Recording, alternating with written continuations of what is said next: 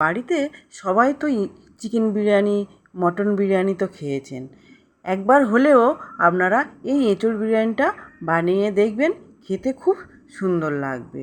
যাই হোক, প্রথমে আমি একটা গোটা এঁচোড় নিয়েছি।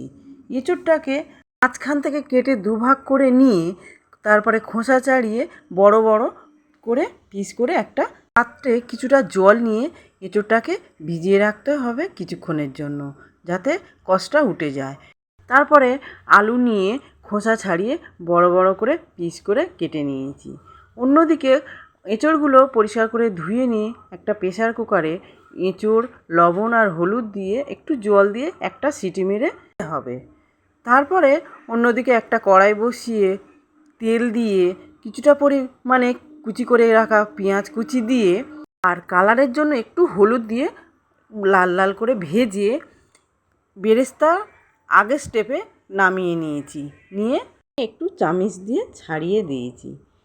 তারপরে ওই কড়াতে তাতে ডুমো করে কেটে রাখা আলু আর একটু লবণ আর হলুদ দিয়ে নাড়াচাড়া করে ভাজা ভাজা করে তুলে নিতে হবে। নিয়ে ওই কড়াতে আবার কিছুটা পরিমাণে তেল দিয়ে শিলে বেটে রাখা আদা রসুন আর শুকনো লঙ্কা বাটা পেস্টটা দিয়ে ভালো করে নাড়াচাড়া করে নিয়ে একটু কষা কষা হয়ে আসলে তাতে লবণ হলুদ দিয়ে আবারও ভালো করে কষে নিতে হবে। কষা হয়ে এলে তার উপরে আগে থেকে সিদ্ধ করে রাখা এঁচোড়টা দিয়ে একটু নাড়াচাড়া করে তা ভেজে রাখা আলুগুলো দিয়ে তাতে ফেটিয়ে রাখা টক দই আর কেওড়া জল গোলাপ জল আর সাথে ছিল একটু বিরিয়ানি মশলা দিয়ে ভালো করে কষে নিতে হবে। কষা হয়ে এলে উপরে একটু বেরেস্তা ছড়িয়ে আবারও একটু কষে নিলে তৈরি হয়ে যাবে এঁচোড়ের কষা। তারপর বাসমতি চাল নিয়েছিলাম, আধা ঘন্টা মতো ভিজিয়ে রেখেছিলাম।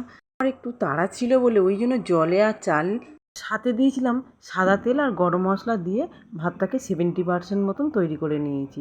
অন্যদিকে একটা পাত্রেতে তাতে প্রথমে দিয়েছি আলু, তারপরে ভাত, তার উপরে আবার দিয়েছি এঁচোড়, লবণ, বেরেস্তা আর একটু বিরিয়ানি মশলা ছড়িয়ে দিয়ে তার উপরে আবার কিছুটা পরিমাণে ভাত দিয়ে লেয়ার করে নিতে হবে। লেয়ার হয়ে গেলে উপরে ডিম সিদ্ধটা দেখানো হয়নি, ডিম দিয়ে তাতে বেরেস্তা ঘি বিরিয়ানি মশলা আর আগে থেকে দুধে ভেজানো কেওড়া জল গোলাপ জল মিঠা আতর আর একটু ফুড কালার দিয়ে দুধের মিশ্রণটা গুলে রেখে দিয়েছি।